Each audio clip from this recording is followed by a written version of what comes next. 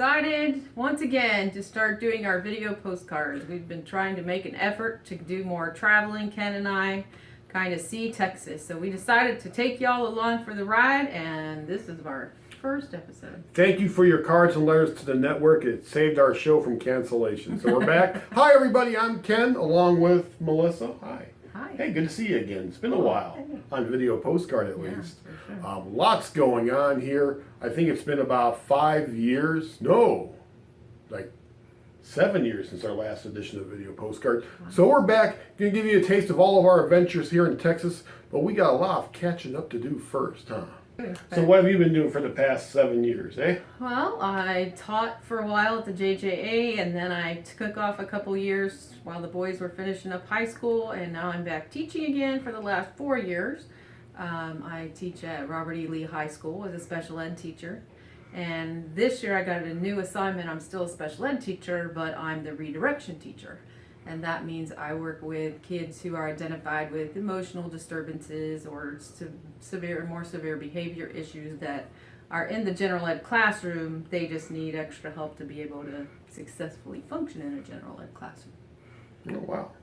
Well, so that sounds really easy. Yeah. I'm exhausted, people. Yeah. I'm exhausted. Myself, I am still employed at the U.S. Army Medical Command Headquarters at Fort Sam Houston, Texas. I work in the Program Analysis and Evaluation Office, get to play with a lot of data analytics. Been quite busy in the past 7 years. I've also finished my second master's degree, this time in statistics, from Texas A&M University, so that's a pretty big achievement. But having a lot of fun and enjoy getting up out of bed and going to work each day. And now let's go check in on our two other members of the Kovats household, Kenneth III and Sam, and let's see what they've been up to. Hey guys, how's it going? Right now I'm still going to UTSA. I'm studying cybersecurity there. Should be done in about 1.5 years. I'll have my degree, so I'm excited about that. Other than that, I'm still working at the HEB, which is the grocery store right by our house. Just cashier there. One cool thing that's going on in my life right now is currently I'm working with one of my friends at school and trying to start an archery club at UTSA. And we're meeting a lot of potholes with that just because of trying to shoot bows and arrows on campus isn't the most safe endeavor. Other than that, one of the cooler things that's happened this year is back in January, I actually had a couple of my friends from Louisiana come into town. We were able to go to a big convention called PAX South, which they hold once a year, and so that was great just to see them because I'd seen them last year. It was awesome to have them come over and just hang out for a while with me and the rest of my friends, and so that was a great time. All right. In my life, I've been doing a lot of music, doing a lot of recording, experimental music, stuff you guys probably won't want to listen to as usual.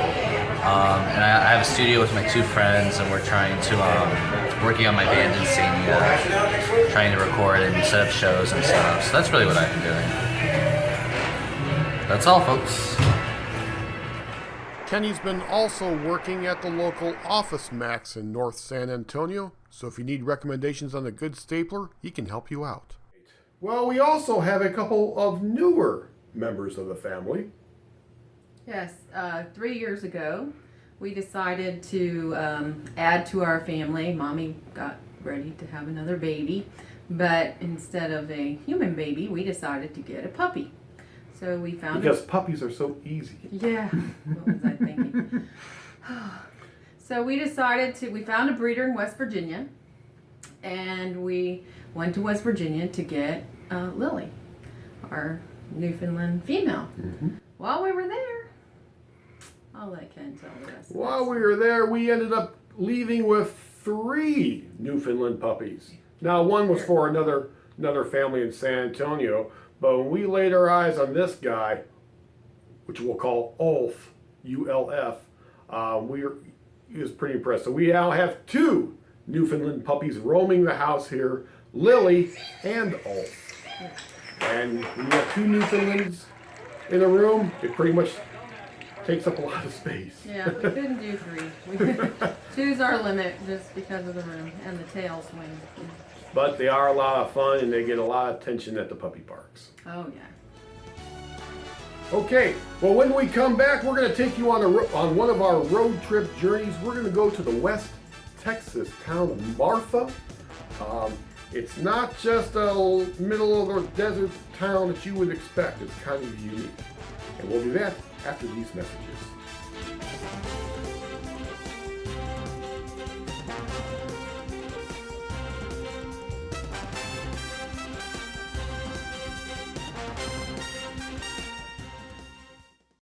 This is the story of a tank truck express they call the Big O. She hauls Lawson's fresh squeezed orange juice non-stop from Florida. Roll on, Big O. Get that juice up to Lawson's in 40 hours. Now the oranges ripen in the Florida sun. Sweet on the tree they stay. Then they pick them and they squeeze just as quick as you please. And the Big O leaves the same day. Roll on, Big O. Get that juice up to Lawson's in 40 hours. Now one man sleeps while the other man drives on the non-stop Lawson run. And the cold juice in the tank truck caboose stays as fresh as the Florida sun. Roll on, Big O. Get that juice up to Lawson's in 40 hours. Get that juice up to Lawson's. Okay, now out of San Antonio, it's about a 6-hour drive west onto IH-10, past hill country and into the West Texas desert to the town of Marfa. Hey everybody, we're in Marfa, woo! Marfa, Texas, woohoo! As opposed to Marfa, Quebec, yeah. But we don't want to be confused. Let's go see Marfa! All right. Now, if you thought Marfa was just another sleepy, one-stoplight town in the middle of nowhere, you would be missing the big picture. Marfa is a cultural center for contemporary artists with dozens of art galleries that you can visit, view, and purchase. One of its most popular art attractions is the world-famous Chinati Foundation, a contemporary art museum based in what was once an old Army Air Corps hangar. And you can spend all day touring the grounds and asking yourself, is this art or just a place to get some shade? Well, we won't be able to ask that question today because the foundation was closed during our visit. So Marfa's a fusion of small-town desert ranchers and artsy chic. There's one building here that I think captures what Marfa is really all about. Prada Marfa is a pop architectural land art project about 20 miles west of Marfa. It looks like a store, but it's not. Is it art? I don't know about that, but Beyonce liked it. So for lodging options in Marfa, they are somewhat limited, but they can be rather unique. You could rent an Airstream trailer for the night, or spend the night in the teepee. There are also real people hotels downtown, but for our trip we lucked out by staying at the Hotel Paisano downtown. Here we are in the Hotel Paisano in Marfa. This is like my style of architecture here. If I could shrink this down and make this into a smaller version for our house, it would be my dream home. So, very nice staying here. We could only stay for one night because they were very busy in spring break and they were booked, but this was really, really nice place. And the foods are great too. I recommend getting reservations for a room, but when you get one, it's pretty nice. We even got a balcony with a nice view of the patio. Now on Monday, most restaurants were closed, so we just had dinner at the hotel. Sorry, the fries are really, really good, but we decided to split the burger because it was so big and it was recommended that we do that. I mean, it was online, but I'm kind of excited about the fries right now because they are really good. Haven't had a bite for the burger yet. So.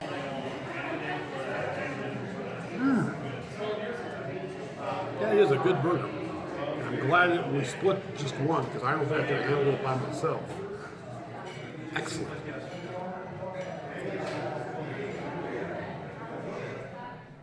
There's one other main attraction in Marfa, a mystery that still has yet to be solved. The mysterious Marfa Lights.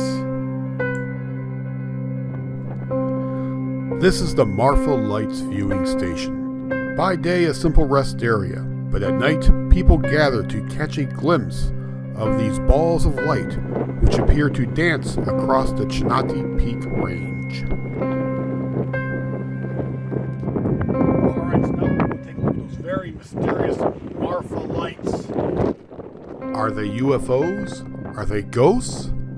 Are they cars traveling down Highway 118? Nobody knows for sure. I guess we do know that we'll have to wait till nighttime to see.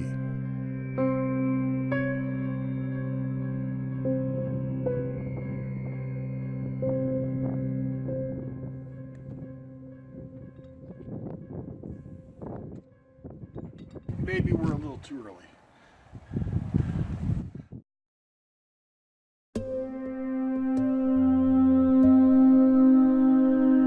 We may not be able to uncover the mystery now, but we're determined to get answers tonight. This is Ken along with Melissa. You can't see us because it's dark outside, but we are actually at the Marfa site viewing, and we're looking for the Marfa Lights. Because it would be really sucked if we came all this way out and couldn't see the lights. And probably be suckier that we can't capture it here on my Samsung 7 phone, but we're going to look for them anyway. Those are not the Marfa Lights, those are someone's headlights. Hi, this is Ken and Melissa again. No, It's this is us. It's 10:39 p.m., 22 degrees, and we still see no freaking lights.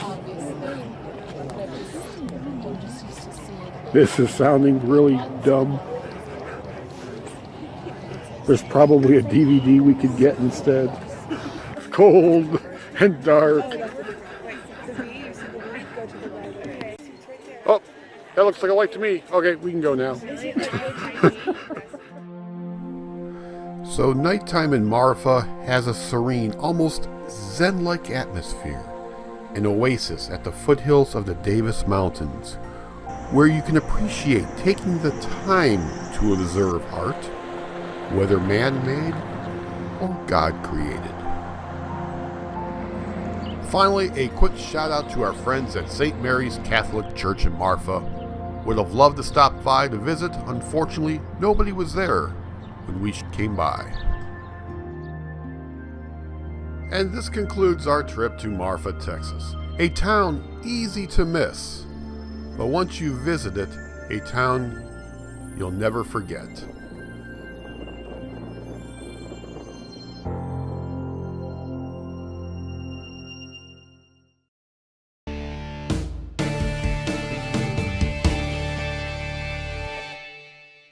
Hi everybody, Ken here with 3 things you need to know before going to Marfa, Texas.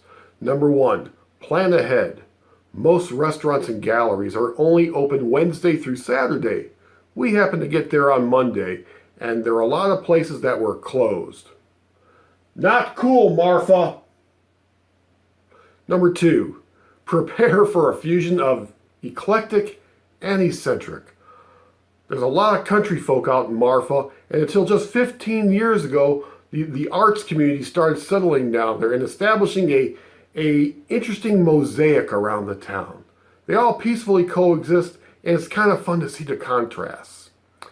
Number 3, have fun with it. Art is in the eye of the beholder. It doesn't all have to make sense, and that's okay. Alright, so that was a pretty exciting trip over to Marfa, Texas. And that'll bring us to the end of this edition of Video Postcard. Thanks for coming along and joining us on our journey, and we look forward to bringing you some more. Alright, hey everybody, do good things. Bye. Bye.